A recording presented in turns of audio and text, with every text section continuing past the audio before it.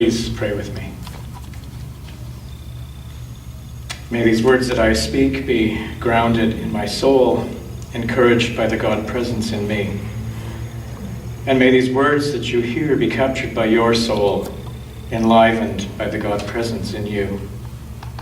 Amen. These are trying times that we are living in. Times when violence appears to be escalating, although that isn't actually true. Times when love and compassion seem less evident, although actually that isn't true either. Still, the regular reports of mass violence have us fearful and wanting to just turn it off. The latest, of course, is Munich, where 9 people were killed and another 16 injured. And once again, like Nice, France, 84 killed, 308 injured. Orlando, Florida, 49 killed, 53 injured. Oslo, Norway, 75 killed, 319 injured. And Sousse, Tunisia, 38 killed, 39 injured. All that have happened within the last 4 years. And every time there is a call for a more determined retaliation effort to stop this from happening again. The question is, however, is retaliation reasonable? Is this really what the gospel calls us to be about? Or, in fact, are there limits to who we consider our neighbor? This is what is at the heart of Jesus' story about the Good Samaritan. In the Jewish religion of Jesus' time, love was conditional and only lived within the parameters of the purity laws, of which there were over 600. And it was laws intended to make you pure and perfect like God was believed to be pure and perfect. We cannot underestimate the power and the place of these laws in this culture. What is brilliant about this story is that Jesus challenges the listeners to understand the spirit of reason from a place of love first and foremost.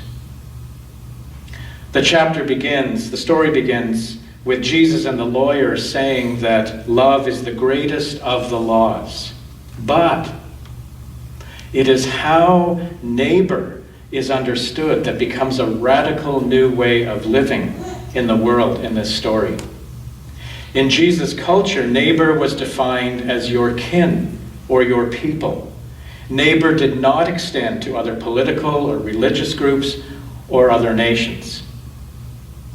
Jesus challenges this notion of neighbor directly in this story.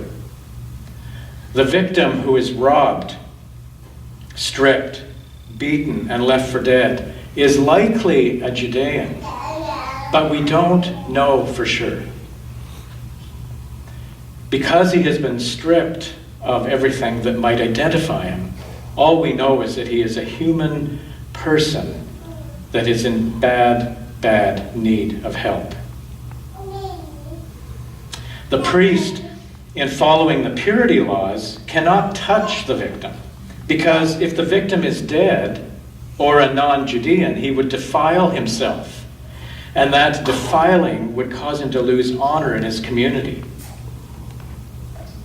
The Levite, a leader in the synagogue, is further challenged because he would not only defile himself by touching the victim, but he would also add insult to the priest by helping where the priest did not. It gets more and more complicated. Of course, at this point in the story, the listeners would be expecting Jesus to continue with a Judean layperson as the third person that comes along, but he doesn't do that. Instead, he introduces their most hated enemy, a Samaritan. Jesus adds insult to injury by having a Samaritan be the first to show compassion to this unknown victim. And by showing compassion, this is what the Samaritan faces and would have known this.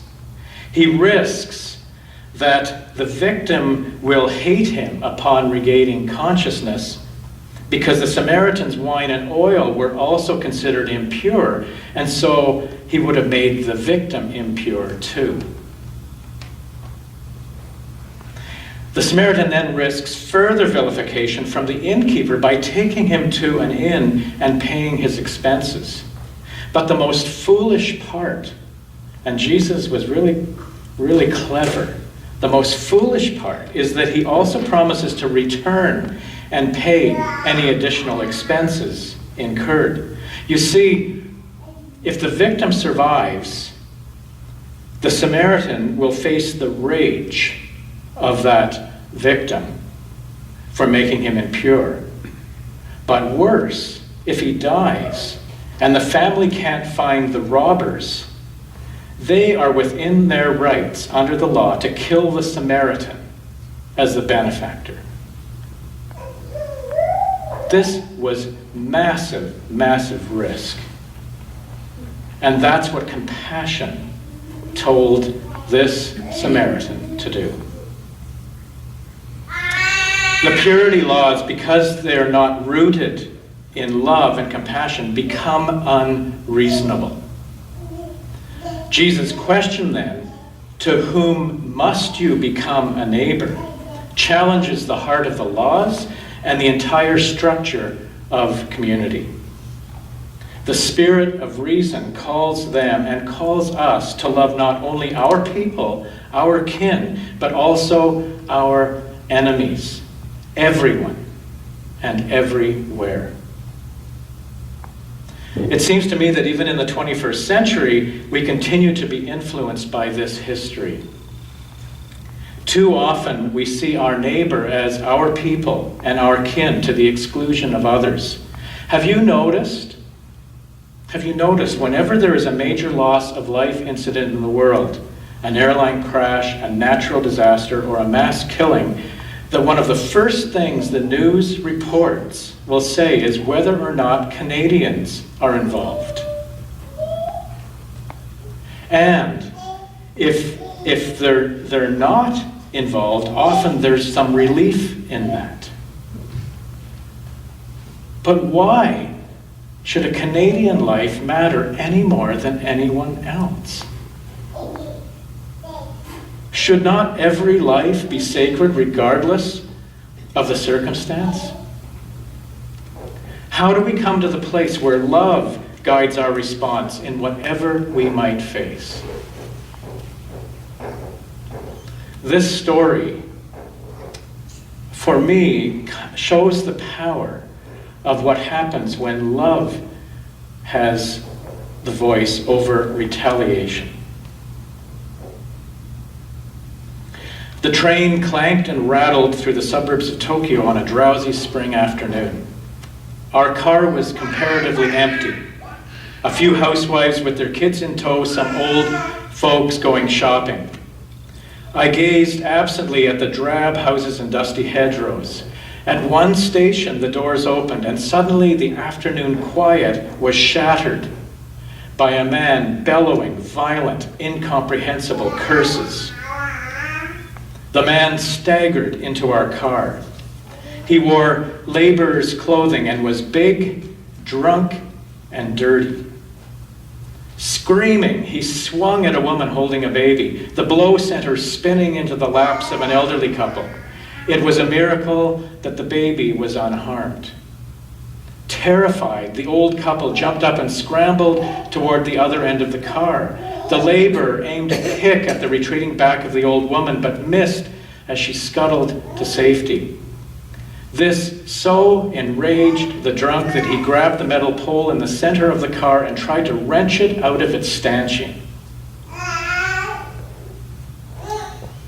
I could see that one of his hands was cut and bleeding. The train lurched ahead, the passengers frozen with fear. I stood up. I was young then, some 20 years ago, and in pretty good shape.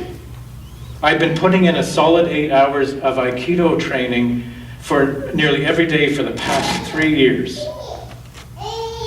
I liked to throw and grapple. I thought I was tough. The trouble was, my martial arts skill was untested in actual combat. As students of Aikido, we were not allowed to fight. Aikido, my teacher said, is the art of reconciliation. Whoever has the mind to fight has broken his connection with the universe. If you try to dominate people, you're already defeated.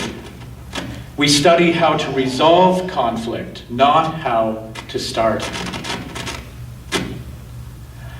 I listened to his words. I tried hard. I even went so far as to cross the street to avoid the chimpira, the pinball punks who lounged around the train stations. My forbearance exalted me. I felt both tough and holy. In my heart, however, I wanted an absolutely legitimate opportunity whereby I might save the innocent by destroying the guilty.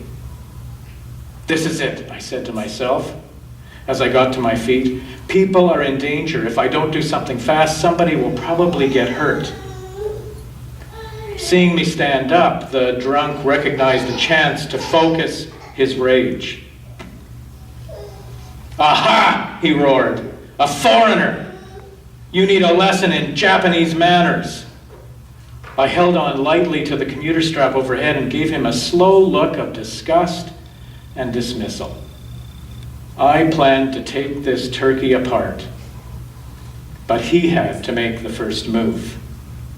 I wanted him mad, so I pursed my lips and blew him an insolent kiss. "All right," he hollered, "you're gonna get a lesson." He gathered himself up for a rush at me. A fraction of a second before he could move, someone shouted, "Hey!" It was ear-splitting. I remember the strangely joyous, lilting quality of it, as though you and a friend had been searching diligently for something and he had suddenly stumbled upon it. "Hey!" I wheeled to my left. The drunk spun to his right. We both stared down at a little old Japanese man. He must have been well into his 70s, this tiny gentleman sitting there immaculate in his kimono. He took no notice of me, but beamed delightedly at the laborer, as though he had a most important, most welcome secret to share. "Come here," the old man said in an easy vernacular, beckoning to the drunk. "Come here and talk with me." He waved his hands lightly. The big man followed as if on a string. He planted his feet belligerently in front of the old gentleman and roared above the clacking wheels, "Why the hell should I talk to you?" The drunk now had his back to me. If his elbow moved so much as a millimeter, I'd drop him in his socks. The old man continued to beam at the laborer. "What you been drinking?" he asked, his eyes sparkling with interest.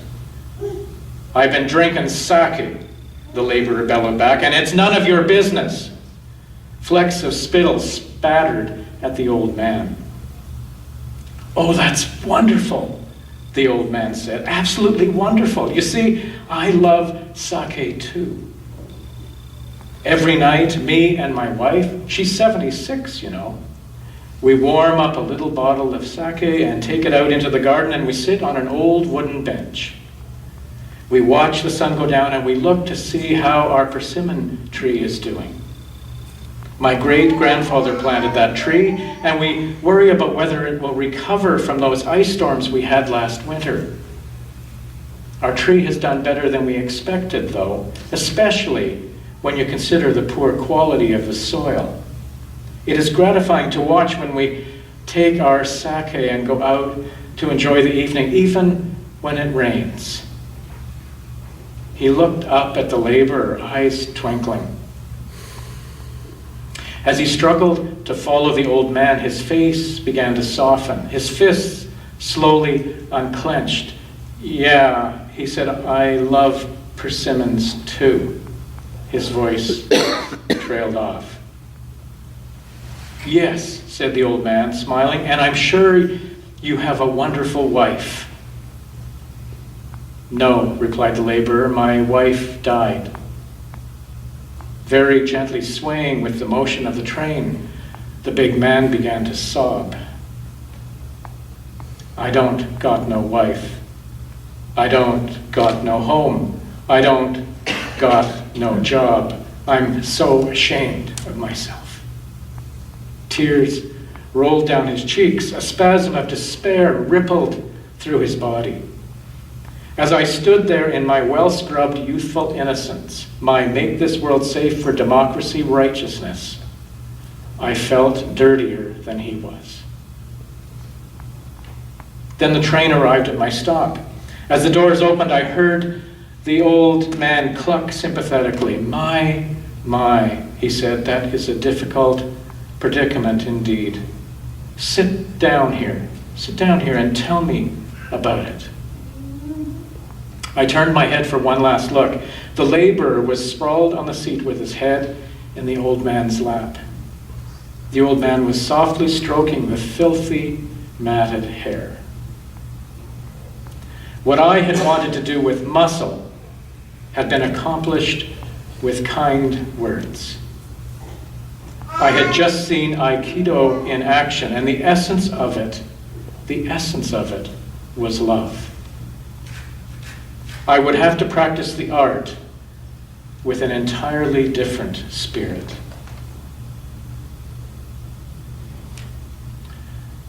Jesus challenges us to become a neighbor to everyone, everywhere. This call is to more than our kin and our people. It is more than to those who are like-minded beyond our borders. It is a call to learn to love even our most feared enemies. So, I ask myself, if the truck driver in Nice had been pulled from the vehicle and beaten nearly to death, would we feel compassion for him? If the shooter in Orlando had been overwhelmed and beaten and left for dead, would we go to his aid? Would we be more inclined to subdue the drunken laborer than to risk our own well-being and try to love him? Jesus knew that this was the nature of real love. It means real risk. This is the love that has created the universe. This is the love that nurtures all of life. The love that must be the heart of the spirit of reason.